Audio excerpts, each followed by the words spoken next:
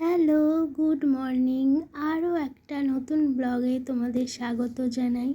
আর একদম আজকে ব্লগটা আবারও রান্নাঘর থেকেই স্টার্ট করলাম।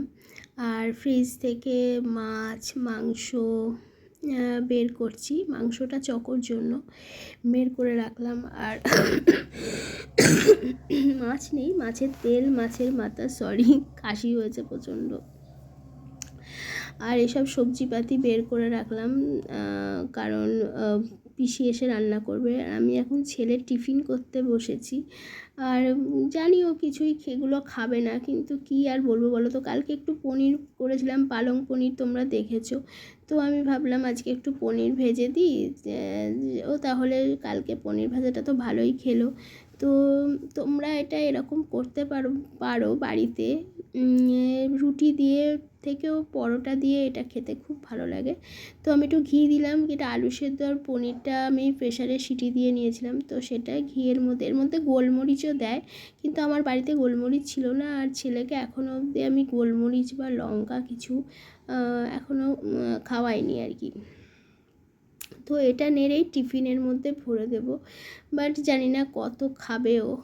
তো এই যে টিফিনের মধ্যে একটা কলা আর এইখানে ডিম সেদ্ধ আছে। ডিম সেদ্ধটা আমি ওকে রোজই দিই, কারণ বাচ্চাদের বা বড়দের বলো, ডিমটা রোজ খাওয়া খুবই ভালো।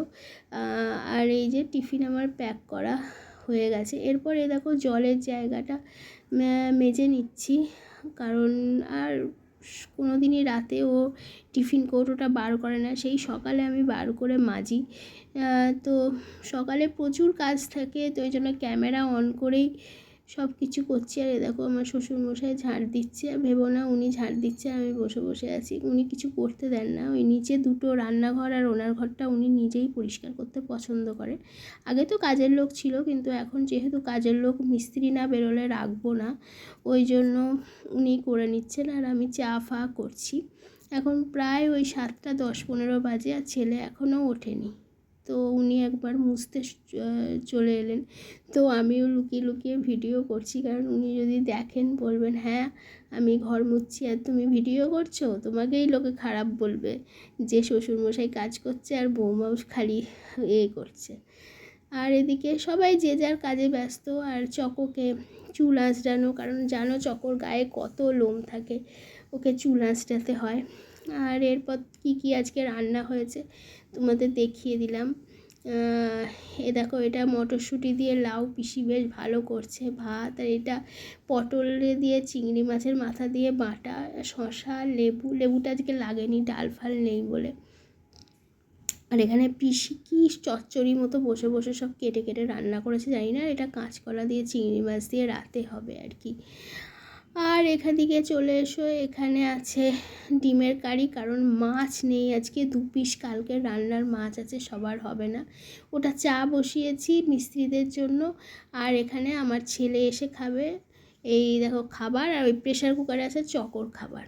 আর এই দেখো আবার বাসন জমে গেছে।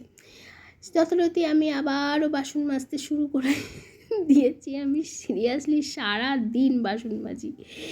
আর ছেলের খাবারটা তৈরি করেই এবার ছেলেকে আনতে যাব। এসে চটপট খাবারটাও ঠান্ডা হয়ে যাবে, আর ছেলেকেও খাইয়ে দিতে বেরিয়ে গেলাম। তো শুয়েছিলাম, স্নান টান কিছু হয়নি, এসেই করবো। ভালো মাথাটা বড্ড যন্ত্রণা করছিল, চোখ বন্ধ করে শুয়েছিলাম, দেখি হঠাৎ করে 12:10 বেজে গেছে। তাড়াতাড়ি করে রেডি হয়ে বেরিয়ে পড়লাম। আজকে ওয়েদারটা বেশ মেঘলা। আর আমার ছেলে তো কোনো ব্যাপার না, ও স্কুলে রেখে দিলেই ওর ভালো। চলো এগুলো যাক। সপ্তাহে যেহেতু শেষ আজকে, শুক্রবারে সোমকে শুক্র স্কুল, তো শনি রবি দাঁড়িয়ে রিক্সা চাপাই দেয়। সোম টু বৃহস্পতি তো হেঁটে হেঁটে যায়, হেঁটে হেঁটেই আসে, তাই তো।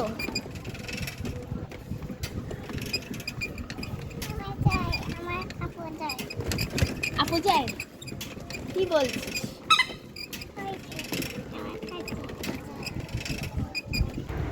তো বাড়ি এসে গেছি, আর এখন ছেলেকে নিয়ে খাওয়াতে বসেছি।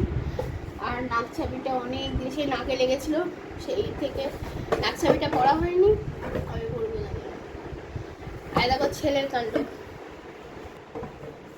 এ বাবা, আমার এই কি হয়েছে বলো তো, দাঁড়াও।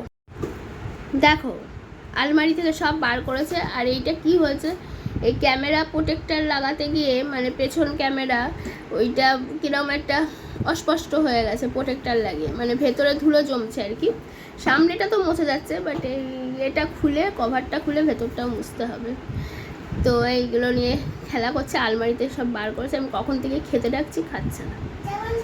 এসো এসো এসো এসো, বসো, খাবে। যখন আমি কার্টুনটা চালাবো, আওয়াজটা কানে যাবে, তখন এসে বসবে। চলো ছেলেকে খাইয়ে দিই।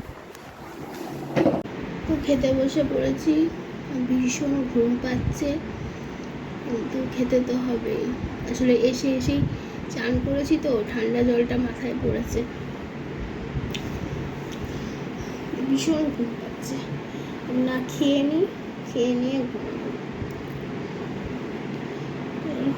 আর এই যে এটা ডিম আর এই লাউ দিয়ে, মটরশুঁটি দিয়ে তোমাদের আগেই দেখিয়েছি। আর এইটা পিসি পটলের খোসাটা চিংড়ি মাছের মাথাগুলো দিয়ে বেটেছে। Hello, good evening. আর ছেলেকে খাওয়ালাম এইমাত্র, আর মাত্র 1.5 ঘন্টা ঘুমিয়েছি। হ্যাঁ ঘুমিয়েছি, কিন্তু মাথার যন্ত্রণাটা তো কন্টিনিউ হয়ে যাচ্ছে, ওটা ঠান্ডা লাগার জন্যই হচ্ছে। কড়া করে একটু চা বানালাম, চা বানিয়ে খেলাম, যাতে একটু ঠিকঠাক।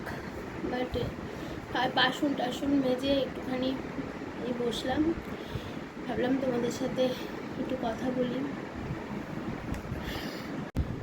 সবাই বলে যে মানুষটা কেন আত্মহত্যা করলো?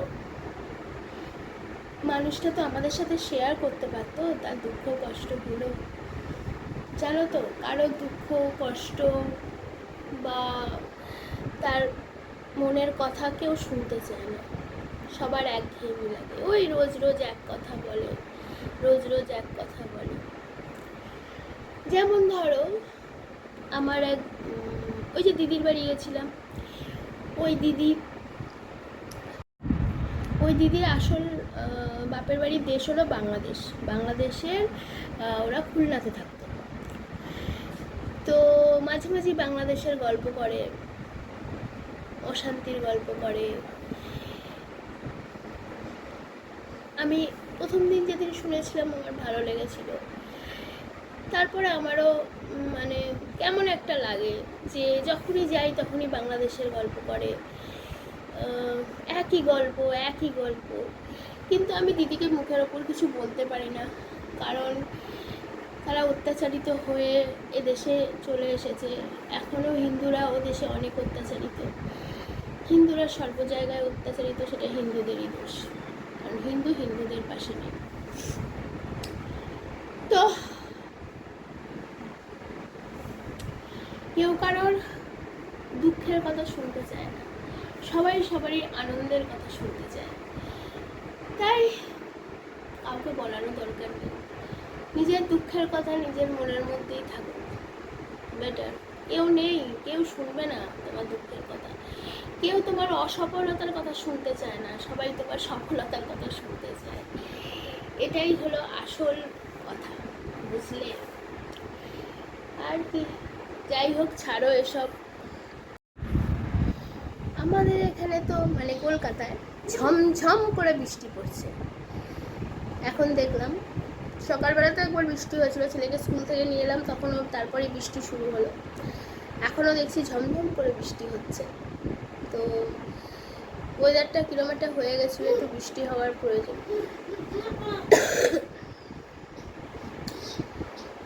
তো আর কি, চলো একটু মাকে ফোন করি।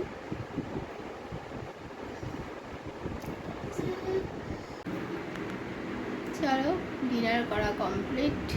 আর ছেলে জল খাচ্ছে, খেয়ে ছেলেও ঘুমাবে, মশারি হাফ টাঙানো হয়ে গেছে।